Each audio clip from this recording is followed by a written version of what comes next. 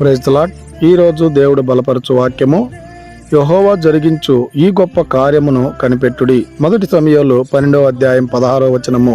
ప్రియమైనటువంటి దేవుని బిడ్డలారా, ఈ ఉదయకాల సమయంలో దేవుడు మనల్ని బలపరచడానికి చెప్తున్నటువంటి మాట, ఎవరైతే దేవుని యందు కనిపెట్టుకొని ఉంటారో వాళ్ళ కార్యాలని దేవుడు ఖచ్చితంగా నెరవేర్చేటువంటి వాడిగా ఉన్నాడు.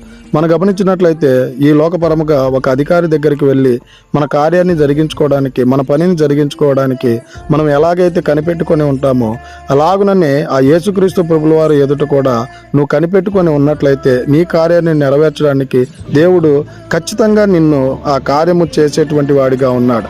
ఇంకా ఈ లోకమైనటువంటి వారు నిన్ను నిరాశపరచొచ్చేమో కానీ దేవుని ఎదుట కనిపెట్టుకొని ఉంటే నిన్ను దేవుడు ఖచ్చితంగా ఆ కార్యాన్ని నెరవేర్చేటువంటి వాడిగా ఉన్నాడు.